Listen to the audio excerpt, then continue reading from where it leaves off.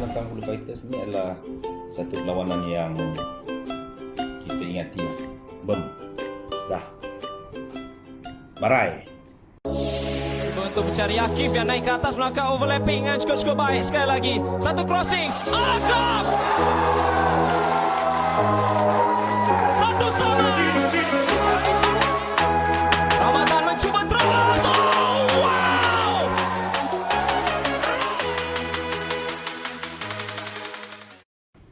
Okey, berkenaan dengan perlawanan menentang The Hulu Fighters, iaitu perlawanan kedua dalam Liga Perdana TAL 2019, yang mana melibatkan Kertih FC, adalah satu perlawanan yang sangat diingati.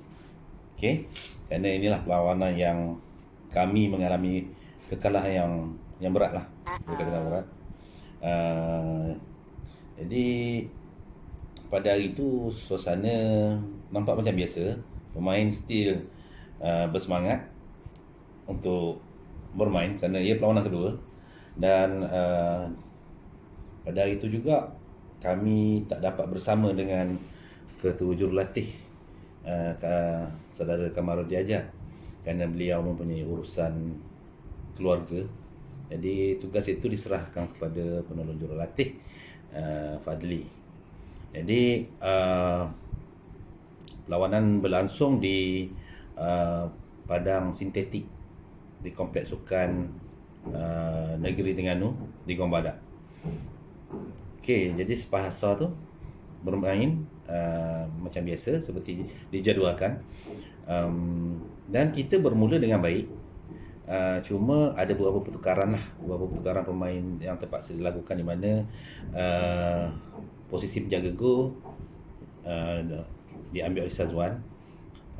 Beliau juga menggantikan Gebeng yang telah tercedera pada perlawanan pertama menentang Nur Farhan Football Club. Dia ada sedikit kecederaan di bahu, jadi belum sempat pulih, maka Syazwan menggantikan beliau.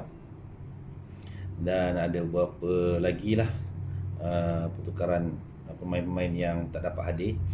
Jadi kita sebenarnya untuk 5 minit ke 10 minit pertama tu bermain dengan baik. Pasukan bermain dengan baik. Kita mempunyai percubaan awal, yang mana percubaan pertama melalui Al-Akraf yang terkena tiang. Jadi hampir menghasilkan gol, terkena tiang dan bola keluar. Kita ingatilah, kerana kita tahu Hulu Fighters adalah satu pasukan yang sememangnya pasukan yang kuat lah, kerana itu adalah pasukan daerah Hulu, dan dia dibimbing oleh jurulatih Tuan Syed Azla, rakan saya.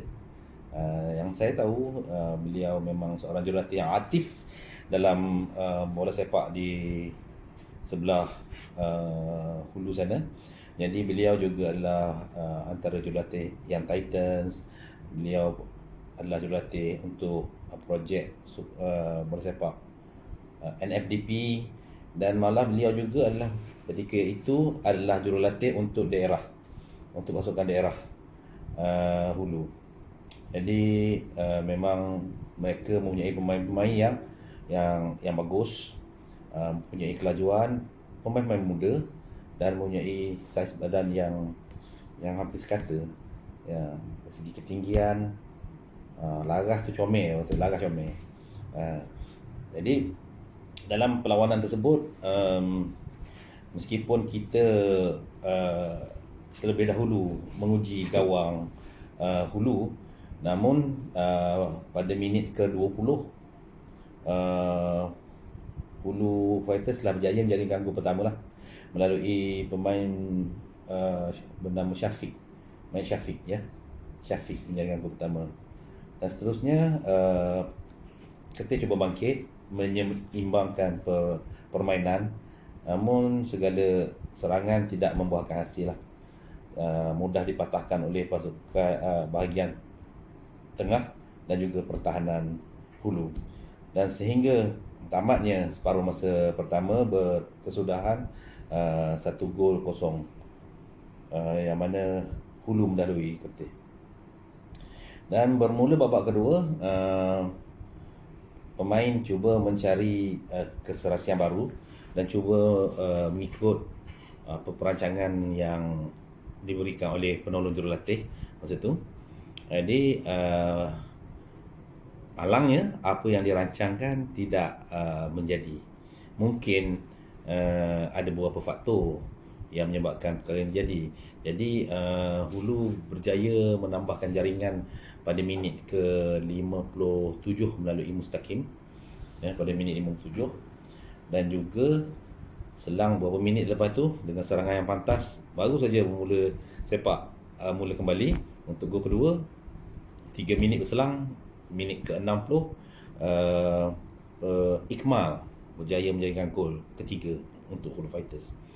Dan seterusnya boleh dikatakan Kertih semakin longlai, semakin longgar, nampak dimotivate dan boleh kata disjoining. Dia jadi berterabur, permainannya terabur. Asal boleh main saja, kebanyakan dah menjadi lebih kepada individual, tidak lagi bermain secara berpasukan. Melakukan banyak mistik-mistik seperti hantaran yang tidak tepat, hantaran yang tak tahu hala ke mana yang nak dituju. Jadi agak scatter persembahan pasukan. Setelah ketinggalan 3 gol, jadi satu bukan tugas yang mudah lah untuk comeback to the game. Jadi dalam keadaan macam tu, Hulu berjaya menambahkan gol yang keempat lah, pada minit ke-75, juga melalui Mustaqim yang telah menjadikan gol pada gol yang kedua tadi. Pada minit 75 sekali lagi Mustaqim menjadikan gol yang keempat untuk Hulu Fighters. Jadi itu adalah kekalahan pahit yang pertama ditempuh oleh Kertih FC.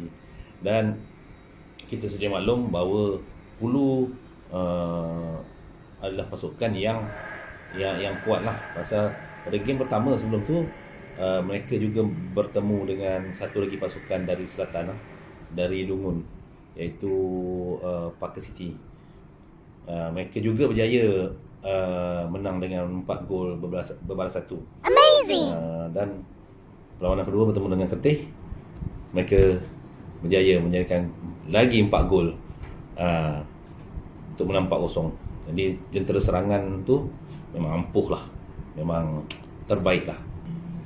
Meskipun berjaya mengutip satu mata pada perlawanan yang pertama dan mengalami kekalahan yang teruk pada perlawanan yang kedua, ia adalah satu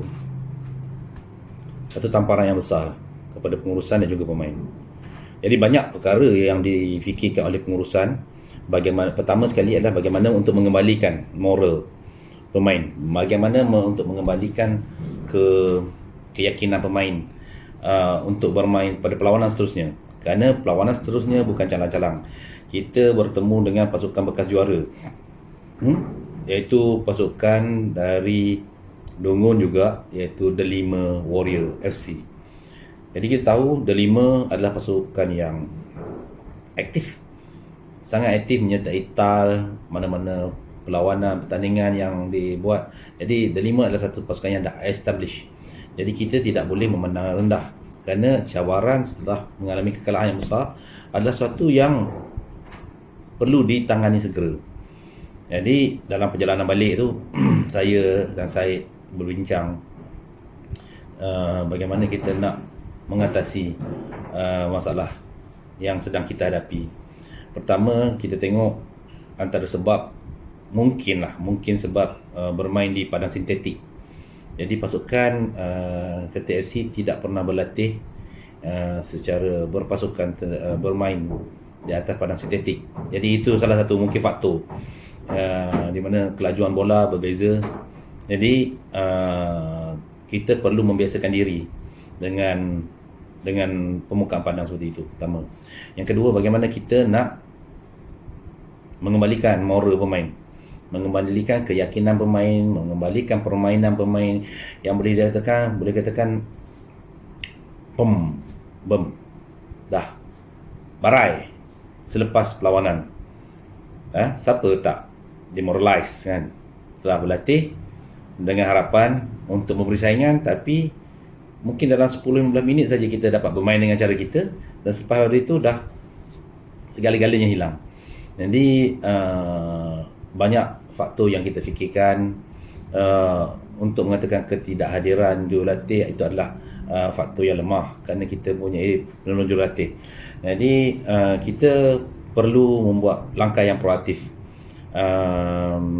di mana kita telah selang sehari kita membuat satu team meeting.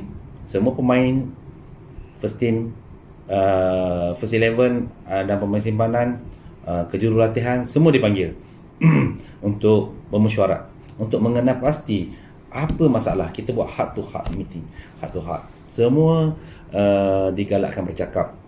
Kita mendengar daripada pemain dahulu.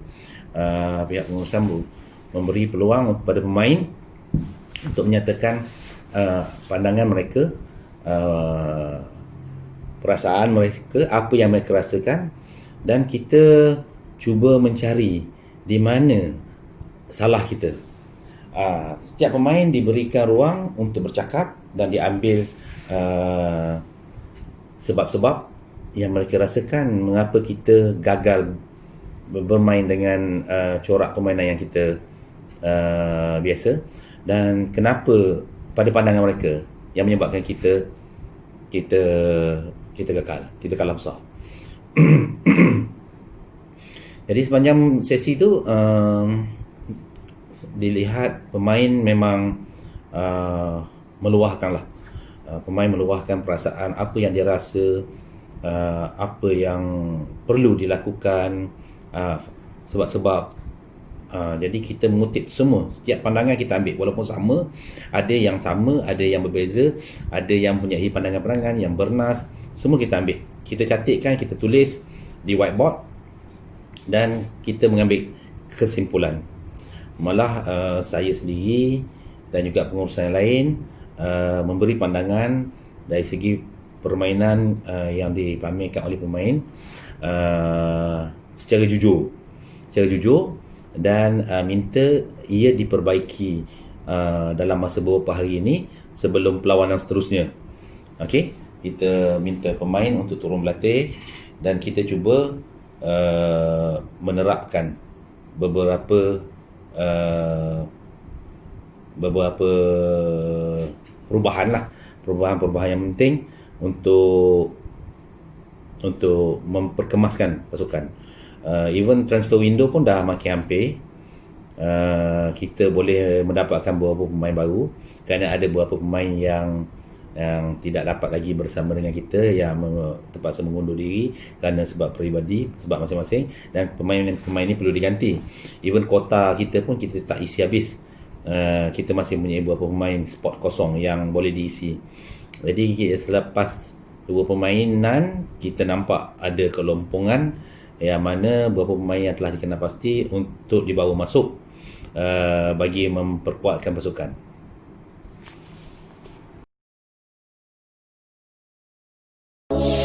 Untuk mencari Akif yang naik ke atas, melangkah overlapping dan cukup baik. Sekali lagi, satu crossing, Akif!